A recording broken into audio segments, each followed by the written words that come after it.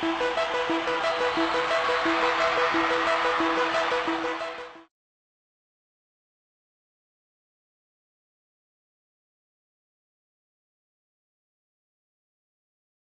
nderuar teleshikues, ne vazhdojmë të intervistojmë personalitetet të shquara shqiptare në qytetin e Tetovës.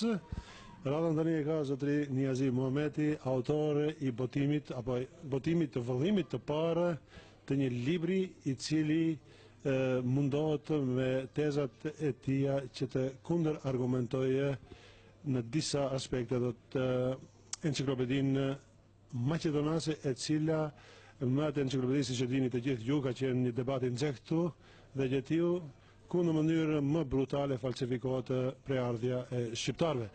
Dhe zoti Niazi Muhameti, mirë se erdhet në valët e radio televizionit Zëri i Kosovës në Danimark. Mirë se u gjejt dhe i përshëndes të gjithë shikuesit dhe dëgjuesit e këtij stacioni televiziv ose dhe radios. Faleminderit shumë. Pretekst për bisedën është ju para do kohë publikohet vëllimin e parë të një libri, ndoshta mund ta quajmë edhe si të një enciklopedie. Për çka bëhet kjo?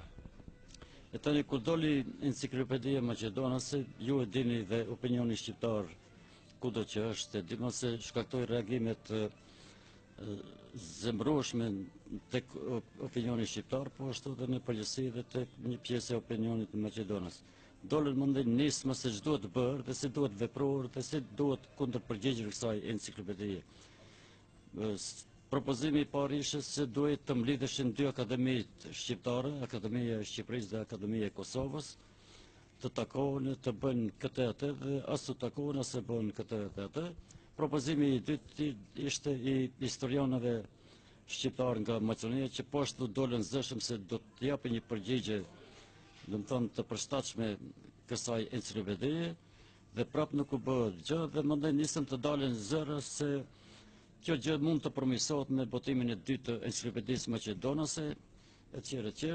Për të cilën gjë ju nuk ishit dakord. Ne nuk ishim, unë dhe një pjesë e opinionit shqiptar që i dolën në krah këtij mendimit, mendohem se kjo do të ishte diçka sikur në poezinë e Kavafit, që titullohet Barbarët, dhe kur mlidhen në atë populli thot ta bëjmë këtë, thot po pse ta bëjmë, do vinë barbarët dhe do ta bëjnë këtë.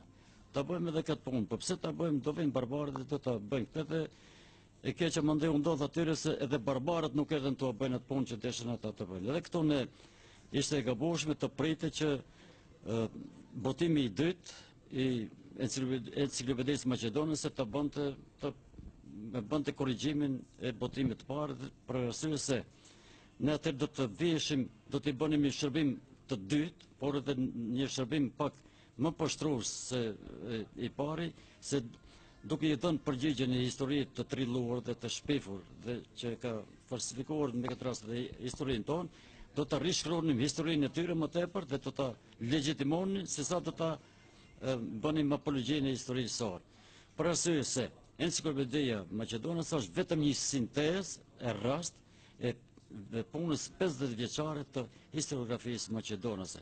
Dhe për ne dhe grupin që i doli në mbështetje këtij mendimi, nuk është aq tragjike enciklopedia që mund të shërbejë vetëm për në raftet e bibliotekave, sesa po ata autor, po ato shtrembrime, falsifikime të tjerë nxënësit shqiptar në plan programin mësimor i mësojnë nga viti kur nis të mësohet historia në Maqedoni, do të thonë nga viti i tretë me diturinë natyrë shoqërie dhe gjerë në silabuset e dy universiteteve tona.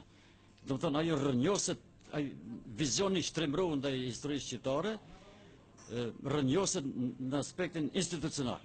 Dhe ju, duke mos toleruar dhe duke mos ndetur indiferent ndaj akademisë, domethënë enciklopedisë dhe njëkohësisht ndaj muhabeteve që thatë boshe të dy akademive shqiptare që do ta bëjmë atë, do ta bëjnë këtë, mirë po barbarat megjithatë nuk erdhën ta bëjnë dhe ju rakët punës dhe formuat ekip për ta bënë për ta ndritë, domethënë të kundër argumentoni këtë që e shkruajtën Maqedonët apo dhe me çfarë ekipe keni punuar deri tani? Tash aktualisht ne punët përgatitore kemi bërë në Tetov, janë emrat e aty të njerëzve që kanë punuar në këtë, në krye me mua, kurse vëllimi i dytë, e tash vëllimi i parë duhet të shpjegoj një gjë. Qëllimisht këtu nga opinioni maqedonës të u liferohet gjë se është kjo enciklopedi. Ne mendojmë se njëherë duhet të jepet përgjigje e rastë e thotë historiografisë maqedonëse për periudhën e saj 50 vjeçare, se ka pas një rol të caktuar institucional që ta zhbëj historiografinë shqiptare. Dhe ju, para se me vazhdu muhabetin për teleshikuesit tonë, është e rëndësishme të dimë se ju tek e keni botuar vëllimin e parë. Në sa vëllime keni planet botuar? Ne e kemi menduar që 2 vëllimet e para të japin një përmbledhje edhe një përgjigje veprimit 50 vjeçar të historiografisë maqedonase. Momentet kontestuese që publikohen në enciklopedinë maqedonase në 2 vëllimet e para ju mundoni që me argumentet e juaja të shtërojnë të gjitha ato kundërpërgjigjet, por me një procedim pak më ndryshe se sa do të jepet përgjigje, tezë mbas teze aty. Se e kemi analizuar në përgjithësi, vizioni i saj është tërësisht i gabuar dhe do të ishte një punë fare e kotë ne të shkonim tezë pas tezë të demontojmë edhe të përgjigjëstrojmë ose të rikorrigjojmë ato. Por ne marrëm pozicionin e saj 50 vjeçar dhe ja vëm kundër pozicionit ton shqiptar. Bje fjala. Opinioni shqiptar edhe sot e kësaj dite nuk e opinioni shkencor dihet se e di. Por përgjigjen ndaj nacionalisë serbe deri më tash ne pritëm që do të thonë me rastin e ngjarjeve në Kosovë, konferencës së Rambojës së tjerë, to jap përgjigje Noel Malcolmi nga do të thonë një angles. Por ne duhet ta dimë që intelektuali Hamid Kokallari, që ka qenë konsul këtu në Shkup në kohën e Zogut, ka thënë përgjigjen e parë përveç programit të rilinjës kombëtare që dhe se ka qenë një përgjigje ndaj Neçetonis dhe Megalides. Kosova, zemra e shqiptarizmës, ka qenë vetëm me titull një kundërvënie ndaj programi sërb Kosova gjepi serbizmit. Dhe në sot e kësaj dite vetëm ky libër që është shumë i vlefshëm dhe që ne kemi përfshirë tani në vëllimin e dytë për arsye se historia e shqiptarëve këtu, edhe historia përgjithësisht e shqiptarëve është e pashkpueshme, veçanërisht kjo mesëri shqiptar dhe Kosovës e pashkpueshme edhe me historinë e Kosovës. Është lidhur ngushtë gjëra me gjëra. E lidhur ngushtë se ato programet antishqiptare në këtë hapësirë kanë vepruar. Dhe unë e quaj atë libër shumë të vlefshëm që ka bën një intelektual i madh, ka ndruar jetë në vitin 98 në mënyrë shumë të qetë pa ditë Tiranës se kjo është buri më i madh i shqiptarisë dhe Kosova që duhet tani të emëronte ndonjë rrugë apo ndonjë shesh të tij. Ne tani e reaktualizojmë, do të thonë përgjigjen aty për atë pjesë në të cilën historiografia e Maqedonës ka konsumuar shtrembimin e tyre mbas optikës serbe të historiografisë së. Një rast tjetër me rëndësi është se libri i Hamid Kokallarit, intelektualit të madh, është botuar me mbështetjen financiare të shqiptarëve në Maqedoni në 43-shin në Tiranë. Kurse është ribotuar nga shqiptarët e Amerikës tani. Do të thonë kjo është një.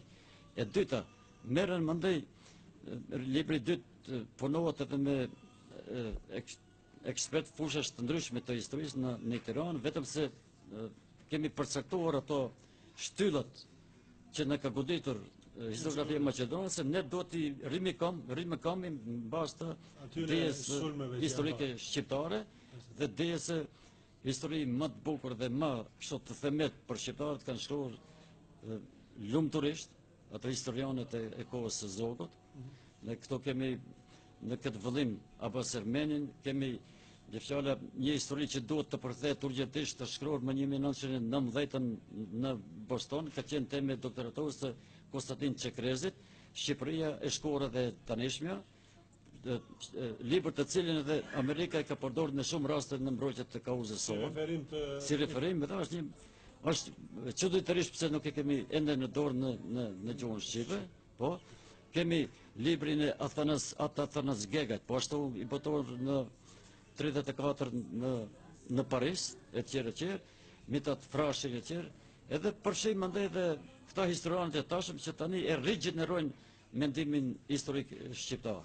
Ju nga filloni me tubimin e informacioneve se i përket prejardhjes shqiptarëve, prej cilës periudhë filloni? Ne kemi në vëllimin e parë se ne ishim të mendimit se s'kemi që të themin e Maqedonës se jemi i lirë, kur ato janë të 45-ës. Ne mund të referohemi, të themi të tjerëve që kanë në epokë historike të shënuar në histori me ne. Kështu që ne jemi gjithër kështu. Edhe pse, domethënë, për shqiptarët dhe shumë popull të botës, domethënë prejardhja e shqiptarëve nuk kontestohet, mirë ju konkretisht kur ja fillon. Ne konkretisht e nisim këtu që nga Ptolomej për arsye se kjo është teza sërbe që sot e kësaj ditë e aktualizohen dhe vën në dyshim prejardhjen e lirë të shqiptarëve, dhe këto vetëm e kanë përsëritur aty. Tash ne me këtë rast nuk e japim thjesht autorët e enciklopedisë përgjigje, por edhe autorëve nga të cilët këto i përdorin si referenca. Kjo është një. E dyta dhe do të rrënjosim pak atë njohurinë tonë nga prejardhja e lirë dhe pellazhet, teoritë të cilat në kohën e religjisë shqiptare me gjithë domethënë ato kurifet e religjisë ka qenë shumë prezente dhe mbaron me kohën e Zogut. Gjithë në simbolikën mandej vjen komunizmi dhe shkakton trombozën e historiografisë shqiptare. E shkatron dhe nis nga e para dhe të hujt aty e gjen boshësinë, shpresinë tonë. Ne tash bie fjala. Ne atë që kemi konceptuar dhe idor dhe që kemi përmbledhur si material e konfirmojmë mandej se ne nuk kemi historian, por ato shtyllat se ka duhet të ecë ky projekt në këtë libër i kemi verifikuar mandej në Tiranë. Bie fjala shumë me rëndësi edhe shumë çuditërisht deri më tani ne kemi mësuar se Ptolomeu, gjeografi, në gjeografinë e tij ka përmend vetëm Albanoi, do të thonë qytetin dhe fisin Albanoi përmes asaj. Po, jo, në gjeografi gjejmë një trekansh të tij.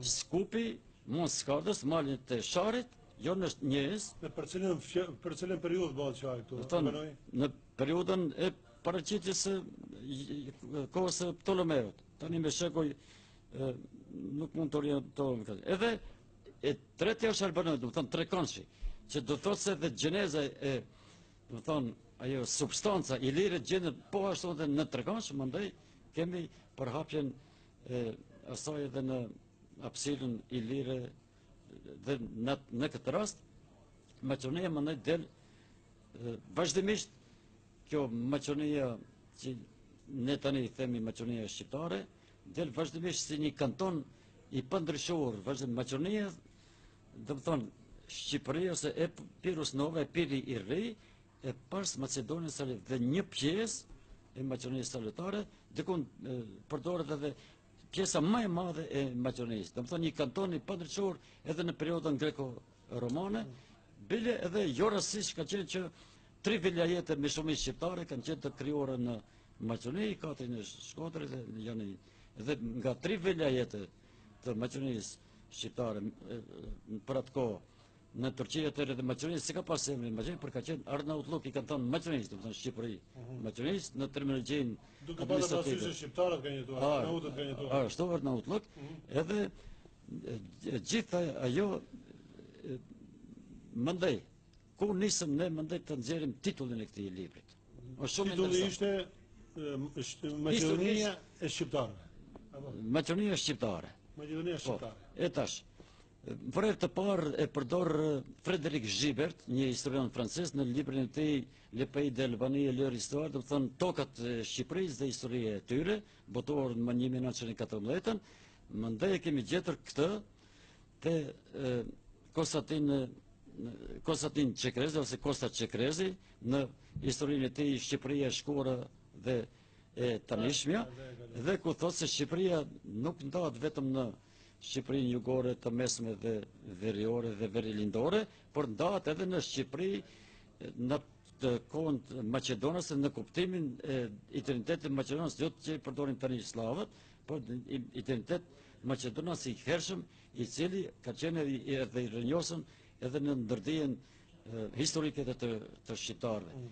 Dhe më thonë, edhe aty shënon ai edhe do të thonë kufirin etnografik se gjë kushtrihet kjo Maqedonia shqiptare, do të thonë me manastire dhe prilep, mandej çuditërisht, unë para botimit të këtij libri, kur mora pjesë në një mision në A2, dhe kur bë fjalë se Maqedonia pranon emërtimin Maqedonia e Veriut, Maqedonasit, edhe grekët e japën atë, atëherë unë thash në emision se atëherë do ta dini se kufiri i Maqedonisë së Veriut është lumi struma.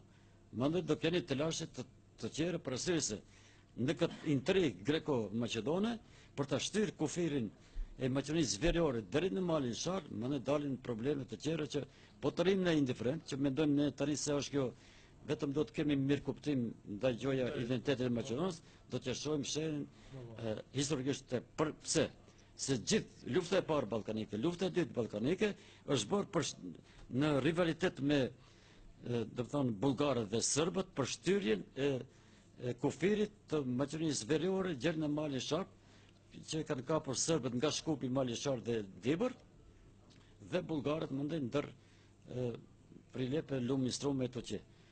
Se e tash, do të thonë, këto e pasha unë atë sherin dhe me këtë libër unë desha të jap përgjigje tani edhe kësaj çështje. Ndalohet. Vendosë shqiptarët zguzojnë të rrinë indiferent në këtë çështje, është një lojë intrig, si me lut atë lojën Kalle Dibran që dy shtete me shqiptarët. Mirë, këtu faktisht nuk mund të ikim edhe pyetjes politike në këtë rast, edhe pse bëhet fjalë për një punim shkencor, pse politikanët e anashkalojnë këtë problem. A nuk e din rrezikun siç e paralajmëroni ju që nëse me çdo kusht rrin indiferent gjatë kësaj periudhe? Unë e quaj të gaboshme, qoftë kur rri politika dhe mjerisht unë quaj dhe disa pozicionime që nuk janë shqiptare në këtë drejtim, kur thuhet se do të kemi mirë kuptim për identitetin Maqedonës, nuk mund të kemi për arsye se këtu nuk bëhet fjalë për identitetin etno-kulturor të Maqedonës, por bëhet fjalë për identitetin shtetëror të Maqedonisë, e cila do të kalojnë në llogari të identitetit shqiptar. Më shqip, mandej thonë për tapin e Maqedonisë që duhet të shënohet në ato 3 pllakat në Kombet e Bashkuara. Edhe mandej do të na mbetër një emër i thatë në Maqedonisë, lirisht ka të drejtë mandej të ta ndaloj gjuhën, flamurin që del jashtë asaj simbolike shtetërore Maqedonës të këtij shteti. Llogarinë shqiptare duhet. Po, e dyta. Ne tani i besojmë verbalisht integrimeve evropiane dhe mendojmë se demokracia i kryen punët tona për ne. Nëse një Greqi me rakoset aq që të rrojë një identitet historik të Maqedonisë Veriore, që është një identitet shumë i vonshëm dhe regional, kërsi identitetit historik të Çamorisë. Që kemi gabimin ne shqiptarë. Që edhe atë janë anashkalojmë. Çamoria është identitet regional, do të thënë po ashtu edhe ne edhe historik, në gjeografi historike është i dokumentuar shumë herë më lashtërisht se Maqedonia Veriore, e cila varet edhe nga cila periudhë të vështron në këtë Maqedoni Veriore, në kohën e Filipit, të babait të Aleksandrit, apo në kohën e Aleksandrit, apo pas shembjes së perandorisë Lekës së Madh. Kupton? Janë kufi të ndryshshëm, ose Maqedonia Otomane. Maqedonia Otomane ka qenë shtrirë dhe një pjesë të Bullgarisë. Kështu që gjithë me këto koncepte, Maqedoni greke, Maqedoni Veriore, për me poshtë me këto gjitha janë në dëm tonë që derisa ata e aktualizojnë një region historik, nga gjeografia historike, dhe e shohin tërësisht dhe e bën të ndalohet një region më të lashërishëm historisë siç është Çamoria, që jo vetëm më që të dalë krah Evropa, por çamat s'kan drejt edhe si qytetar të kthehen aty. Përmendni çamat në këtë vëllim? Jo tani, por ne kemi çështjen kur e themi se identiteti i Maqedonisë ka qenë fare tjetër, do të thonë një identitet i lirë, bile edhe identitet para grek, në tërësinë e kësaj Maqedonie, është një përgjigje shumë e drejtë për drejtë. Por me rastin e emrit, nëse Evropa brengoset që kompromisi të jetë edhe në dobi të Maqedonës, edhe në dobi të grekëve, atëherë edhe Evropës duhet të themi ngadalë identitet historik më i lështërishëm se Maqedonia Veriore ose e gjeut të saj me dokumente, do të thonë nga ato gjeografitë e para mbi popujt që njëshën në atë kohë deri në kohën sot, më është Çamoria dhe Evropa me sa arshinë të lojnë. E tash faji ynë është se ne trupnohemi të zonë të qerët në ato gafat që ato i bëjnë vetë. Një e dyta, identiteti i Maqedonisë është rënjosur bile jo vetëm të shqiptarët si një mbi identitet më tepër gjeografik. E kemi edhe të vlet, që e kemi bile të bullgarët ndryshe, po prap ka qenë një identitet, do të thonë mbi etnik ndryshe si e konceptojnë tani bullgarët ose tani maqedonës. E tash me etnicizimin e këtij identiteti është faktikisht edhe marrja e tapesë së këtij vendit, derisa e trazon, do të thonë, ta kapitalizoj politikisht të kaluarën për të tashmen, ne mendoj që do të dilshim shumë të poshtruar në Evropë me heshtën tonë. Domethënë libri është planifikuar të botohet në 3 vëllime. 2 vëllimet e parë, domethënë, janë Përgjigje ndaj kurse i treti do të jetë enciklopedia. Është një vizion pak më i gjerë prej enciklopedisë që ka dalë tani vëllimi i dytë në Shqipëri, për arsye se ne mendojmë se ne duhet të bëjmë atë trashëgimin historike që kanë krijuar shqiptarët në shekuj 15 shekuj krishterimi, kanë krijuar civilizimin e tyre në të. Kanë qenë protagonistë atij krishterimi e tjerë. Mandej periodat tjera gjithnjë kemi krijuar, edhe duhet ta quajmë si trashëgimi të shqiptarëve kudo që e kanë krijuar të shqiptarët. Mos flasim për to hapësirë që kanë qenë natyralisht Shqipëri. Por e tash, e dyta, tërë historia shqiptare zhvillohet në këtë kuris të kombit shqiptar, nga Mali i Sharr deri të mos themi në trakt i Briktepe e Fanolit, dhe këtu kanë dalë ato bjefqale. Në Maqedoni kanë dalë evropianët më të parë prej atyre evropianëve që kemi tani në Maqedoni dhe në Maqedoni. Kemi një Ibrahim Temo që krijuesi i lëvizjes Gjon Turqi bashkë me Niyazi Beun dhe Yashar Erbarën, të cilët turqit i kanë thënë kur kanë mbajtur mbledhjet, na vjen evropiani. Ibrahim Tema. Do të thonë vizioni evropian të shqiptarët ka qenë shumë i rrënjosur, pikërisht në këtë hapësirë. Jo këtë të na mëson tani Evropën. Ne kemi marrë, do të thonë, pjesë protagonist të krijimit të konceptit të Evropës së ardhme. Gjithë personalitetet, do të thonë, dihet se pavarësia para se të shpallet në Vlorë, shpallet në Shkup, por dihet poshtë se nga presioni i kësaj Evrope shpasit e pavarësit të Shkupit detyrohen ta prishin atë pavarësi. Ajo Evropë që tani prapë thot merra që të rrinë shqiptarët pakisë në vendin e vet, që të ketë stabilitet e ekuilibër Ballkani këta. Nëse këtu sërish çështje politike, mirë po ju me argumentet e juaja natyrisht që ju aboni me di edhe maqedonasve këtu, por edhe politikanëve se ne si shqiptar nuk do të pajtohemi me këto opsione dhe këto zgjedhje të përkohshme për hatër të njërit apo të tjetrit që dëshirojnë ta bëjnë. Nuk mundem. Ne kemi vizionet më zgjeror me atë, do të thonë, me enciklopedinë. Përveç asaj që duhet do të thonë tërë trashëgimia historike, kulturore, civilizuese shqiptare të jetë të mbledhet më një tërësi, edhe të tregohet protagonizmi shqiptar këtu në krijimin e atij civilizimi, në krijimin e atyre vlerave kombëtare dhe roli i tyre në ato zhvillime politike në të shkurtër. Këto dëshmi ju që i sjellni dhe që do t'i sjellni në vëllimet e ardhshme të votimit, mendoni të përktheni në disa gjuhë të botës, me që maqedonat sigurisht do ta përkthejnë të njëjtën në disa gjuhë dhe pikërisht aty duhet të jetë ajo lufta që argument kundër argument. Dhe në gjuhën maqedone. Vëllimin e parë ne tani e kemi bërë edhe shqip, edhe një pjesë më të mirë kemi bërë frëngjisht dhe anglisht. Edhe kemi bërë një përzgjedhje politekstore. Do të thonë rreth një teme flasin 2-3 historianë shqiptarë dhe një historian i huaj, bjefqala. Edhe kronologji. Përputhen njëri me tjetrin, mbështet. Oni se mbështet, por ka edhe nyanca të tjera. Që mos mendojnë ata se ne japim në tryezë vetëm versionin që na shkon përshtat. Ne ta marrim të gjitha anët e një historie, por prej pena të cilët i kanë dhënë dinjitet historiografisë shqiptare. Ju faktikisht deri nga një këndvështrim më neutral, duke munduar që ta sjellni disa vendime. Bjefqala, kemi 3 kronologji, dhe se kronologjitë kanë qenë ndek të historisë. Bjefqala, kemi kronologjinë e Lushëngjejës që për historinë 2500 vjeçare të shqiptarëve, madje kemi kronologjinë e Jean Kersopolosit, i cili për shikuesit tonë do të them se kur ka shkruar në vitin 1934 ka qenë mik i ngushtë i ministrit Musa Jukut në kohën e Ahmet Zogut dhe për nder të tij e bën as një kronologji themeltare për historiografinë shqiptare. Mund ta shkoha mos të përputhen disa gjëra shumë të ima me atë që mendojmë ne, por është grek. E tash ne kronistin grek u vëm tërzoi ato tezat greke, po ashtu edhe tezat maqedone dhe serbe. Edhe pika ku përputhen Kersopolosi me ato autorët e kronologjive shqiptare. Mandej kemi te identiteti Maqedonës si Maqedonisë, domethënë në kuptimin e morshëm të Maqedonisë kemi për herë të parë këtu, jo në tërësi botohet Eseu. Si term gjeografik. Po Që përmendet në histori me Maqedonia, po.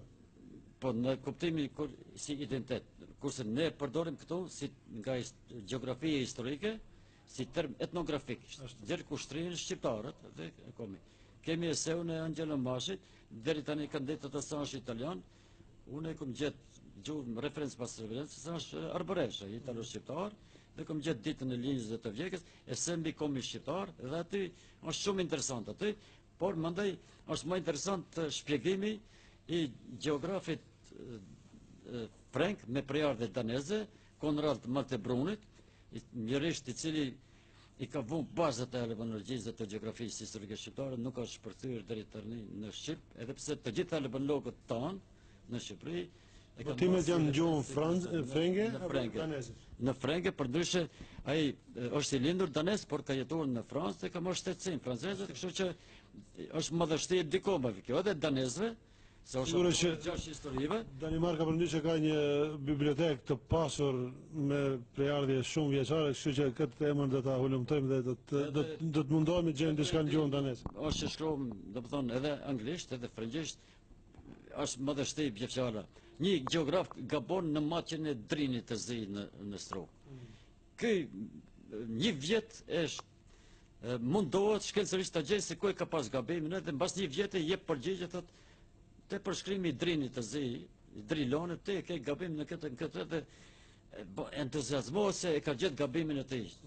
Merren me çfarë geografësh ka pas në atë kohë, dhe merren me sa i madh thash Maltebruni se ka dhe do ese mbi filozofinë e historisë, edhe e kanë njoftë shumë mirë edhe domethënë historinë shqiptare nga gjeneza e Ilirëve, Maqedoninë e moshme e ka në pëllën të dorës. Ashtu po. Kështu që dhurata më e madhe për vitin e ardhshëm, një shqiptar që duhet të bëjë shqiptar, të bëjë një përzgjedhje të punimeve të tij mbi shqiptarët, edhe do të freskoshin shumë teza që albanologët tonë i kanë rrotulluar, por referencë pas referencë, jo burimore.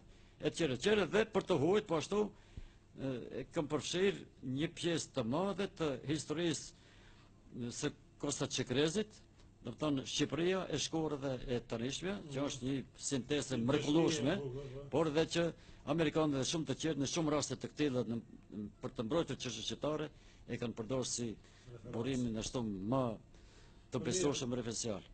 Edhe një përmbledhje nga do të thonë imazhi i shqiptarëve dhe trajtimi i shqiptarëve në enciklopeditë e vendeve nordike, e kishte përmbledh një suedez këtë kishte bërë këtë shërbim shqiptarëve dhe ishte shumë interesant se mbas të burimit që na dilshte drejt për drejt te enciklopeditë nga i ka marrë burimet ky suedezi.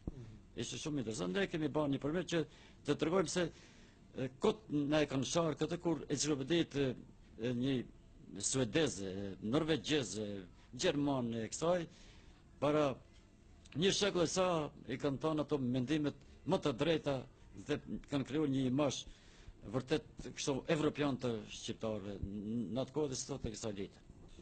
Akademitë shqiptare do që përkrajnë në vazhdimin e punës suaj me që i keni hyrë një punë të mundimshme, të gjatë dhe me shumë kundër argumente që duhet të sillni në botimet e juaja. Sa ju ndihmojnë ata? Unë kam gjetë për krajin e Shqipëri, çdo respekt Akademisë Shqiptare, por ju e dini se Shqipëria ka një kapital të madh kështu njerëzor dhe dietar, intelektual, saqë edhe ata që nuk janë në Akademinë e Shqipëri janë koka akademike. Mos flasim edhe për të shkollën që na lanë dhe afërmësh që askush nuk e ka refuzuar këtë bashkëpunim që do të bëjmë dhe dhe atyre i jep dinjitet e shkencës shqiptare dhe nuk është shumë më rëndësi, do të thonë, ai bën një institucion vetëm për të bërë zhurmë, por ai bën do të thonë një grup atë, por shfrytëzon dijen, kapitalin e gjithë atyre historianëve dhe intelektualëve që janë në Tiranë. Ne duhet të pranojmë këto se nuk e kemi rangun intelektualit të Shqipërisë, ndihma e tyre është shumë e vlefshme, edhe na kanë dalë konsultimet e tyre pra që Po, edhe libri I dytë është autor do të jenë gjithë nga Tirana, por me specialistë fushës të ndryshme. Edhe të shkruara posaçërisht për ato temat në të cilët do të japim kundërpërgjigje secilës tezë maqedonase. Do dalë një libër. Ky I pari ka një mbështjellje publicistike që të arrijë atë efektin që unë desha të arrijë të mbrit dy kohë.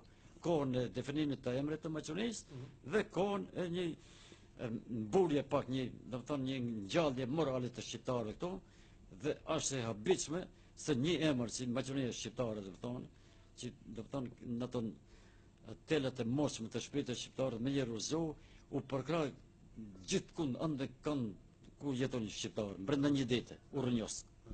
Një, edhe dyta, ka qenë një befasi shumë e madhe, një dhimbje shumë e madhe e shqiptarëve këtu për atë trongun e shkëputët të shqiptarëve ortodoksë që në morën në Maqedonin me dhunë në vitin 41.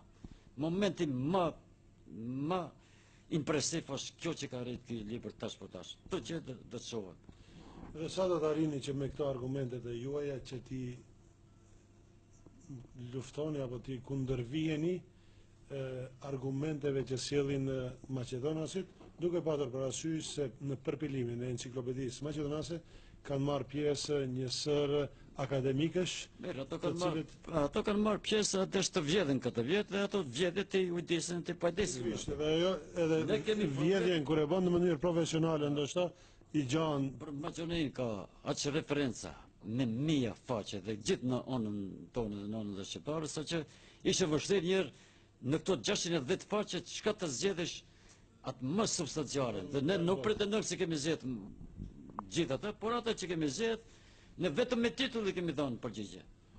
Dhe çka tash me enciklopedinë maqedonase, si janë punët, paktën e njoftoni, e kanë lënë, e kanë tërheq për momentin, do ta përmirësojnë apo do të bëjnë një enciklopedi e cila do t'i pasqyroj shqiptarët ashtu siç duhet të pasqyrohen. Unë dhash përgjigje këtyre qyshë në ditën kur prezantova, se edhe në opinionin shqiptar ka një kështu përshtypje se ka qenë promovim. Ka qenë vetëm një prezantim I vëllimit të parë para gazetarëve maqedonë shqiptarë dhe të huaj, promovimin do ta bëjmë më vonë. Unë që ditë tash se ato janë të lirë të shkruajnë në enciklopedi. Si të donë le të shkruajnë. Ne nuk merakosemi pse dhe s'do të merakosemi pse nuk hyjmë aty. Do të ishte gabim kur ne ato tezat e tyre ti legjitimojmë me dorën tonë se me mundin e ndonjë shkencëtari shqiptar. Pra se aty gabim është optika e shikimit. Mirë, fal këtu, çka kanë bërë shqiptarët? Si duket lakohen dy emra si pjesëmarrës si pjesëtar të Akademisë Shkencave. Këta dy persona kanë qenë në vetdije se bëhet një punë kundër popullit vet apo janë shtirë se nuk bëhet kurrë? Ajo është punë e tyre që kanë bërë aty dhe e kanë përsëruar veten, por unë do të thosë se premtimet që kanë dhënë tani ato se do të angazhojnë dietar nga Tirana për të bërë përmirësimin e dytë, do të ishte gabueshëm dhe unë do të thoja që tani se nuk mund të bëhet dikush pazargjë morale dhe etikës së shkencëtarëve shqiptarë në Tiranë nga këto. Do të ishte gabim dhe smerakosemi. Unë u dhash propozim maqedonëve që le të shkruajnë enciklopedinë e Maqedonisë. Dhe në mënyrë të paanshme, atëherë mund të marrin pjesë të gjithë. Por është e pamundshme të bëjnë ato enciklopedi të Maqedonisë, kur ato duan përmes enciklopedisë të rrumbullaktojnë procesin e shtetformësimit të tyre dhe të legjitimojnë prezencën e tyre historike në këtë këtu. Nëse e krahasoni historinë këtë enciklopedinë më të re të Maqedonisë me Naçertenjen e Serbisë dhe me projektet e Ivo Andrićit për shqiptarët që I ka shkruar në kohën e vet. Cila është më kundër shqiptar anti-shqiptare? Edhe në parathonje them se kjo është një vazhdim. Atë ku ka mbetë Shukriloviçi ka shkuar edhe politika qeveritare. Ja po unë vetëm një shembull. Kur bëhet ndarje administrative një shteti brenda, çdo projekt që do të shtyj një popullat tjetër bën edhe vizatimet të atyre komunave tjera. Dhe fjala, mbas shërimit Shkupi ka pas 3 komuna shqiptare, tani I kanë zbritur shqiptarët me një komunë Lillipotane për librin e Gojniçit, 3 kilometra gjysmë është komuna e Çajirit, e tjera. Tjera është Maqedone. Për 3 komunave në 25-6. Ose formimi 82 komunave, nga të cilët vetëm 17 shqiptarët atë rurale, 24 sa janë, edhe të tjerët, do të thonë që aty të ndahet buxhet e tjerë. Krijimi mandej i regioneve ekonomike që bëhet është ide evropiane këtu, si është kriju ky region tani. Ende më katastrofë, po pikërisht mbas statinin e qertaneve. Edhe tash, për 9 regioneve që zhvillimore që janë krijuar në Maqedoni, por kurse Bullgaria me 9 milion banor ka 9 regione zhvillimore, 8 regione janë bën maqedonëse dhe regioni i tën Maqedonisë shqiptare përmbledhet në regionin e Pollogut, ku përfshihet Gostivari dhe Tetova me 320.000, kurse Kërçova lidhet me Makedonski Brodin atje në zhvillim, Struga me Orin e me Kret, e tjerë që do të thonë bëhet një Kush i ka fajt për këto destruktivitet? ne kemi që Kush ne? Populli me siguri jo. jo populli jo, por përvosuesit tonë që kanë qenë bile këto, do të thonë në qytetarët të mbuluara në dizajnimin e një shteti dhe të komunëve të tjera i kemi votuar ne atë. Ligji mbi regione zhvillimore se ekonomike është votuar me që ka konceptuar pikërisht akademia. Është më 2007. Dikush në një parti tjetër ka qenë përshtat. Po prapë ne shqiptarët kemi ngritur gishtin atë. E tash çfarë do bëjmë? Gjithë ato mjete evropiane që do të vinë në Maqedonisë do të ndahen 8-1. 8-1, a duke patë parasysh Dhe çfarë do bëjë do të kenë shqiptarët më prej Evropës me këtë. Fajat janë tona. Ka shumë pyetje zoti Muhameti sa i përket këto janë punë politike, domethënë edhe në këtë fushë ka plot pyetje që duhet sqarohen, të cilëve kërkohet edhe kohë shumë gjatë. Mirë, për fund nuk desha që t'ju mundoj edhe më shumë, dëshiroj që pyes ju personalisht çka mendoni për popullin maqedon. Kanë prejardhje slave apo kanë prejardhje antike? Dëgjoj, historia e ka vepruar. Ne edhe në këtë libër kemi atë shkrimin e atij gjermani që bën një diagnostik shumë të thellë, ku dhe se shteti i Maqedonisë krijohet në 45. Por edhe do dalin disa probleme të tjera, se ne kemi dokument ku në vitin 43 Maqedonia nuk është themeluar si Maqedonia e Maqedonisë, por si Republikë Federale. Që të thotë, në Kushtetutën e Jugosllavisë atë kanë qenë Republika Popullore e Serbisë, para ka qenë Republika Popullore Federative e Jugosllavisë. Mandej e përbëjnë Republika Popullore e Serbisë, Republika Popullore e Slovenisë, Republika Popullore e Kroacisë, e Bosnjës dhe Republika Federale e Maqedonisë. Shëvi sa interesant është kjo çështje. 45 është fillimi i historisë. Ai idejet vetë. E tash idejet me krijimin e shtetit, para kriju shtetin, mandej krijojnë kombin, e krijojnë kishën edhe ato elemente konstitutive të kombit shtetërore se politike etj. Megjithatë përfund edhe diçka. Pse maqedonesit me çdo kusht kërkojnë që të krijojnë identitetin e vet në llogari të shqiptarëve? Ku është problemi? Të shqiptarët bile e thoshin edhe në ato replikat tani që bën në forume të ndryshme ndaj si kundërshtim ndaj librit tim, thotë greku na merr emrin, bullgari na merr gjuhën, thotë ama ky shqiptari me këtë libër na merr territorin. Që do të thotë se nuk bëhet fjalë për identitetin këto, këtë lojë që luajnë ndër identitetit. Përmes identitetit shtetëror duan të marrën tapin e tash do të na duhen ne atë autoktonia, kur desën në të drejtën ndërkombëtare ka një ligj. Dy gjëra janë të vlefshme. Kush merr pjesë në emërtimin e një vendi, dhe se vendi është i tij. Prandaj edhe bisedat mbi identitetin me të kontekstit të emrit bën ndërmjet grekëve dhe domosdoshmërisht dhe maqedonësve, pa fare jo legjitime për këtë rast, e jo me shqiptarët. Kjo është një. E dyta, autoktonia në të drejtën ndërkombëtare. Çdo kushtetutë ose çdo shtet i lindur pas prezencës së një populli në atë vend nuk ka drejt të caktojë të drejtat atij, por vetëm mund të definojë të drejtat. Që thotë se autoktonit ti s'mund të caktojësh ose ta shpallësh pakicë që edhe të japësh të drejtë.